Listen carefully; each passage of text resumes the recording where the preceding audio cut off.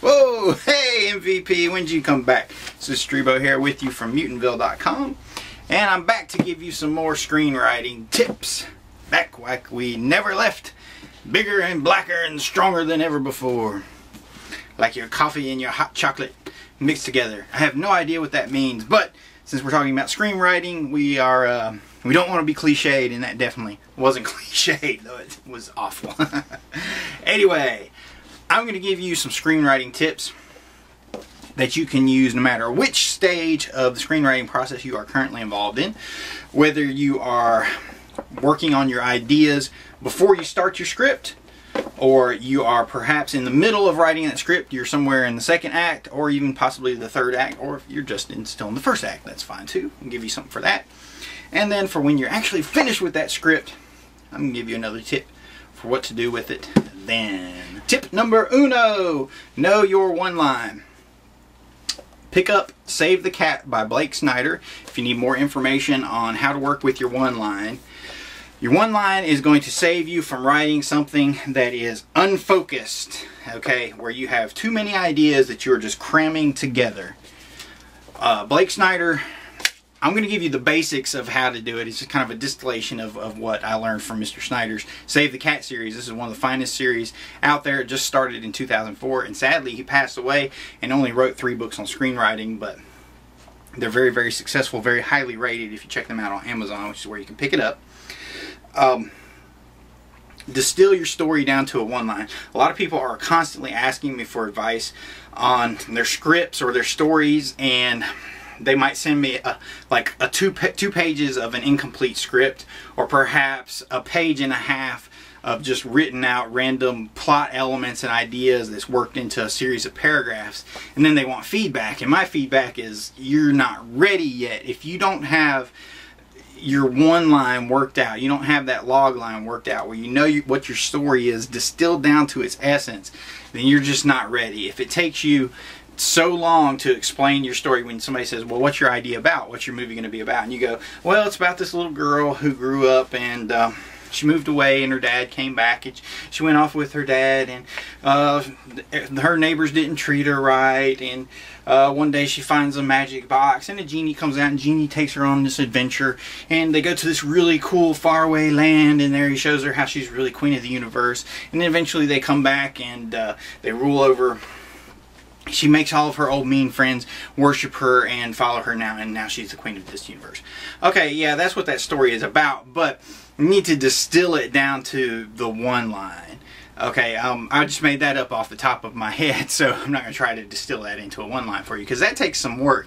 But your one line has to tell you who the story's about, okay, basically tell you what stakes that are at play for them, what they're fighting for, what's important to them, and what they're up against, what goals they're up against, okay.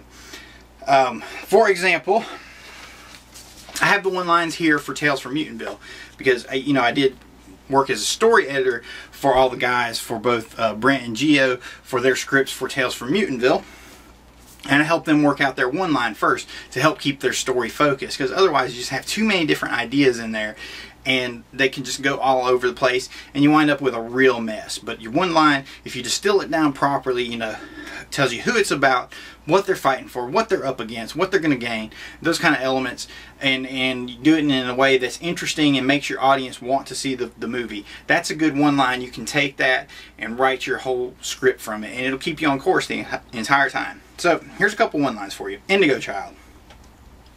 A young priest battles an insidious serial child killer for the survival of a small village and his own salvation. Nice and focused. Family Fiend. On a trip to get away, a man finds his wife murdered, struggles to keep his daughter safe, and discovers which family friend is not so family friendly. And lastly, Scarecrow at Midnight. Sonia, the bookish new girl in town, is tormented by her classmates and finds solace in her only friend, an old scarecrow on her grandparents' farm. When the scarecrow comes to life on Halloween night, it brings with it a secret from her family's past. Okay, now you can see there Both the Indigo Child and Family Fiend one-liners were actually one line. Mine, for Scarecrow at Midnight, I wound up having to do 2 sentences. 2 sentences is acceptable. You don't want to go beyond that. So, come up with your one line. I just gave you some examples. If you want more examples, go to the IMDb, imdb.com. It's the Internet Movie Database. Look up any of your favorite movies, movies you're familiar with, movies in the same genre of film that you are wanting to write for. And look up their plot synopsis. That's what it's called on the IMDb, is the plot synopsis. You're going to have longer plot summaries, but the synopsis is usually going to be 1-2 lines at most, and you can see what some of the one lines and log lines are for some of your favorite movies. And this will give you an idea of how to develop your own. And if you need somebody to show you how to do it step by step and all the elements that go into it and why it's so important to your screenplay, I highly recommend you pick up Blake Snyder's Save the Cat book. It says right there on the cover, it's the last book on screenwriting you'll ever need. It's not really the last, but it's a darn good one. And I've spent the past year studying his theories, and I just wanted to share a little bit of that with you here. For our second tip, this one is going to be useful. It can be useful not only before you start your script, while you're writing it, or after, but I think I find it most useful when I'm in the middle of the screenwriting process, whether I'm deep in Act 2 or somewhere, you know, in the 3rd act. This tip is to go onto the IMDb forums and discuss your genre or your themes with your peers. Go out there to the Internet Movie Database. Those are the single largest message boards centered and focused around movies and discussing movies. All of your favorite movies have their own individual message boards. The genres for all of your favorite movies have their own message board. Like for myself, whenever I'm working on a horror film, I go to the IMDb horror board and I talk with the people there. Now you can go through and just kind of read and look around and get a feel for things, but the only way to get into the fire and get the kind of advice that you need, because you are possibly lost at some point where you were writing, you had your one line, you're just chugging along, working on all these things, and then all of a sudden you just lose steam, you're not sure where to go, you've got these 2 ideas that don't seem like they quite go together. Like you started out writing a Frankensteinian story and somehow it wound up turning into a Carrie meets Frankenstein story, or what have you, where things are starting to seem uneven. Okay, the best way to get your tone consistent is to better understand your genre or the specific themes of the movie that you're writing, that you want to write. Okay, go onto the IMDb. It's under imdb.com. Go to the community on the bar. It says community. Click that. Go to the message board section. It'll open up another board that has a complete index of all the boards available to you by genre or what have you. Some of them are not genres, but you'll see when you get there. You know, look for the drama board, look for the comedy board. If you're wanting to write horror, look for the horror board. Or perhaps go to the board of one of your favorite movies. Like if you're a big fan of The Exorcist, go to the board for The Exorcist and ask some questions there. But really, if you want to get the best response, go to the main boards. And if you're into horror, that is the horror board. There are boarders there from across the world that are going to come around and share all kinds of information and insight with you. The IMDb is one of the largest resources you can find, and it is absolutely free. You get access to fans from across the world. These are cinephiles. They're lovers of the same genres that you're interested in. They love the same movies you're interested in. Go take advantage of these people. Okay, now I'm sure you're saying, what kind of threads do I start? So I'm going to give you an example. One of the most basic just kind of fishing tools that I use, because what you're really looking for is to catch somebody that is more knowledgeable about what you're working on than yourself, and to draw them into a conversation where they can hopefully expose you to nuances or subtleties of the genre or perhaps the theme that you're working on that you might not have thought of before, and you can take that information and insight back to your screenplay and your work and apply it there. So here's the most simple question you can ask is, let's say you're working on a script about a haunted house or a ghost movie. You go to the IMDb horror board, start a new thread. You're going to have to make an account to do all this. Start new thread. What are your favorite ghost movies? Then inside type, what are your favorite ghost movies? Please explain why, and what you like about them and why. Something like that. Then just sit back, wait for the responses to roll in. And eventually you will get some responses, and just get into a discussion with people. Okay, when the number of questions and advice that you can ask about it's only limited by your imagination, so there's no way I can possibly go across that now. But the IMDb is one of the greatest tools and resources for you to use, so get out there and take advantage of it. Hopefully it will help inspire you and help you solve some of those problems that you were having with your script, and you can go jump right back on and start typing. And our third tip is going to be writing is rewriting. Writing is rewriting. I picked that little tip up from Sid Fields.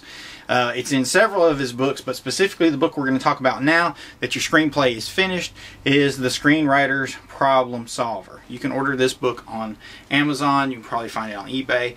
Great book by one of the premier screenwriting teachers.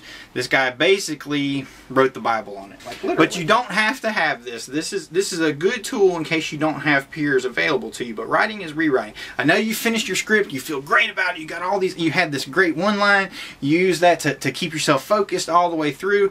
But when you get to the end of it, for some reason it seems kind of boring. Your story seems boring, or maybe it seems a little confusing, or it seems cliched. Writing is rewriting. Don't worry. You're going to have to rewrite this baby a few times. 3 times at least, maybe 4, maybe 5, 6, 7, 8 times, okay?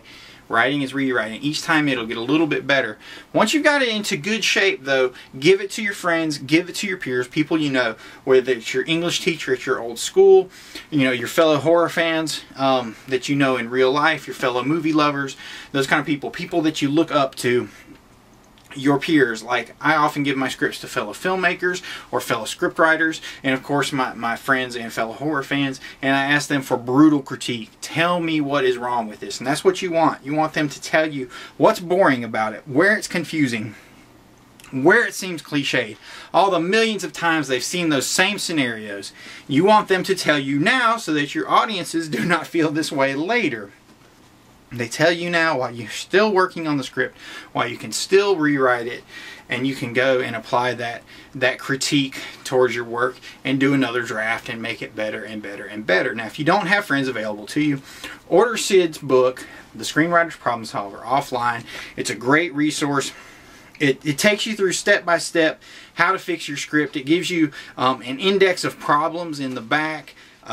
Like the main character is not proactive enough, or is boring, or whatever, what have you. It has advice for every stage of the screenwriting process, Act 1, Act 2, Act 3, and gives you suggestions on how to go back and fix those things. And a lot of those suggestions have to deal with fixing your structure, which is the arrangement of events in your plot line.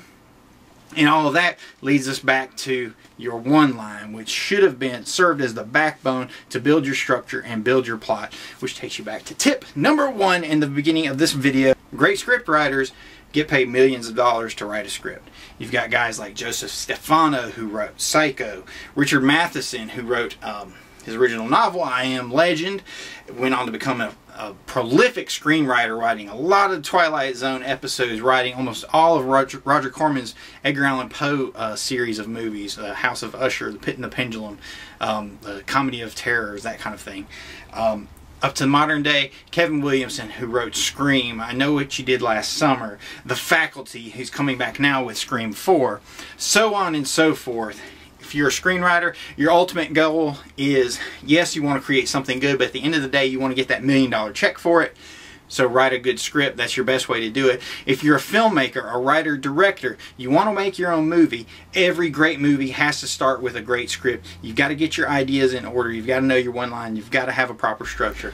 So this is Strebo at Mutantville.com. Hopefully I've given you a few screenwriting tips that you can use and apply towards your work, and it'll help you get started on that screenplay, or hopefully help you get through that horrendous second act, or it'll help you on the series of rewrites that you're doing and their successive drafts of your script. And if I've done that, then I feel good about myself. I apply these same theories and principles towards my own work. And as always, check us out at Mutantville.com for more tips on writing, screenwriting, directing, filmmaking in general. We are your #1 source for no budget filmmaking.